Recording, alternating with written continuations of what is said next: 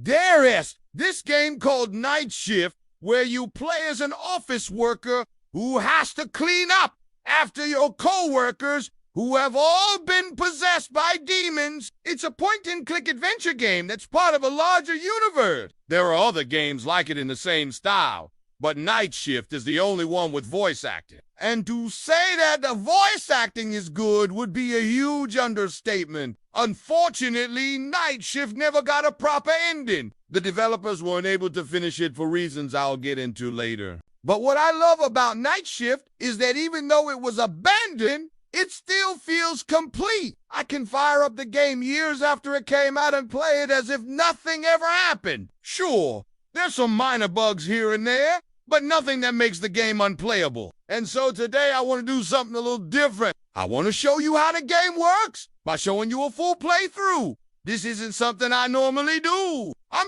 usually more focused on the development side of things rather than just playing the game. But Night Shift is so unique and special to me that I really wanted to share it with you guys and show you why I've been so excited about it for so long. So grab a coffee, sit back, relax, and enjoy the show. All right, let's start from the beginning. You awaken in your bed to the sound of your alarm clock. Your boss, Mr. Weimer, is waiting for you at your desk. He's been waiting for you because he has something very important to tell you. See, the executives have decided that starting immediately, you will no longer be paid by the hour. Instead, they'll be paid a flat rate for cleaning up the office after everyone leaves work for the day. To demonstrate what he expects of you, Mr. Weimer shows you around the office, pointing out the areas that need to be cleaned. The checklist starts small, getting a coffee pot ready for the next day, disposing of the garbage, what quickly becomes more gruesome. Cleaning up blood from the bathroom sink, wiping down walls covered in flesh, sweeping up organs and teeth from the floor. After the demonstration is over, you head home. The next morning, you come back to the office to find that everyone is missing. All of their desks are completely empty, but there are signs that they may have left in a hurry. Their chairs are overturned. Papers are strewn across the floor. Pencils are snapped in half. Of course, this is exactly what Mr. Wiener expected. He thanks you for coming in and says he'll see you next time. And with that, the night shift begins. Your first task is to figure out what happened to everyone. Why did they leave? Where did they go? Who knows? But fortunately, they left behind plenty of documents that describe exactly what happened. As you read through them, you learn that everyone was infected by a demon named Toby.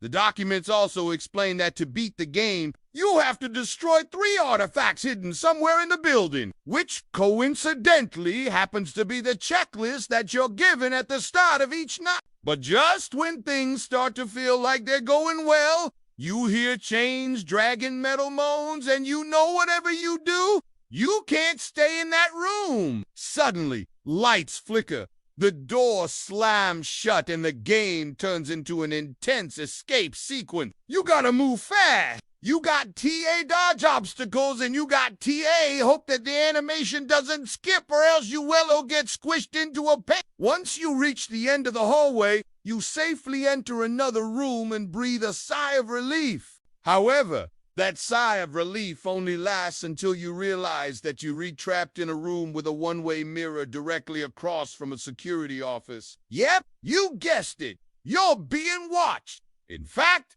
there's someone right behind you. It's Mr. Weimer. Well, not exactly. It's actually a bloodied, mangled version of Mr. Weimer, possessed by Toby. The monster lunges at the mirror and you barely make it out alive. Just when you think things can't get any worse, the lights turn off and you're plunged into total darkness. You frantically stumble around until you find an exit. And as soon as you step outside, you hear a voice saying, "Game over! Try again!" Now, depending on what route you take, you can either try again or quit. If you quit, you lose. But if you try again, well, the game will simply start over. That's right. Night Shift is a roguelike. Not everything is randomized, but each run is slightly different. For example, In my last playthrough, I found a note that told me to flip the breaker box switch at the end of the second hallway. Normally, that switch doesn't exist. I don't know why it was there, but that allowed me to get further into the game than usual.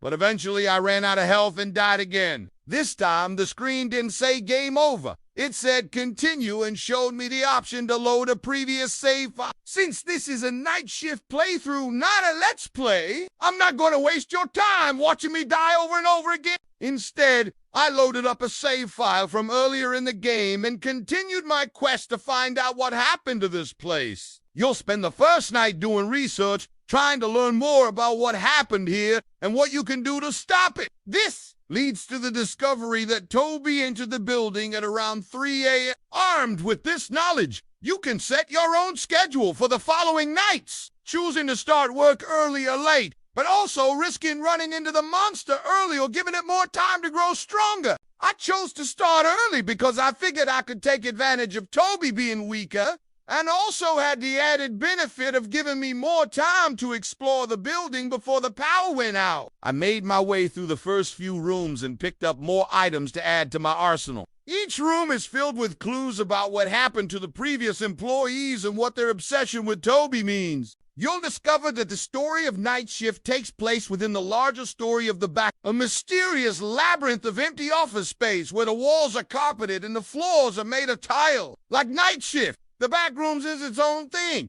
but it's existed for much longer. There are hundreds of stories already written about it. The wiki is almost 60,000 words long.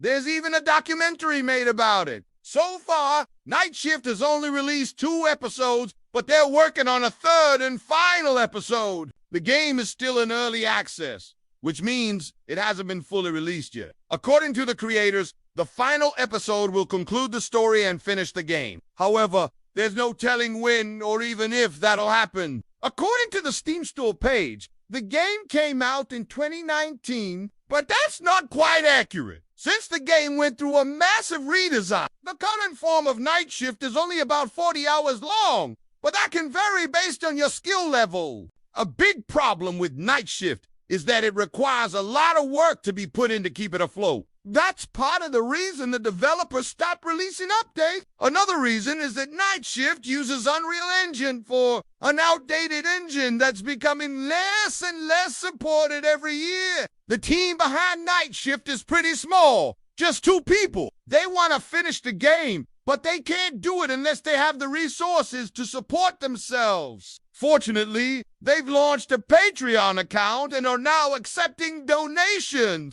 If you want to play Night Shift, it's available on Windows, Mac, and Linux. On top of that, you can play the demo for free on the game's website. The demo is short and sweet. It gives you a taste of what Night Shift is like. But if you want to play the full game, it's going to cost you $20. Personally, I think it's worth it. Night Shift is unlike any other game I've ever played. It blends elements of a horror, storytelling, and an authentic retro.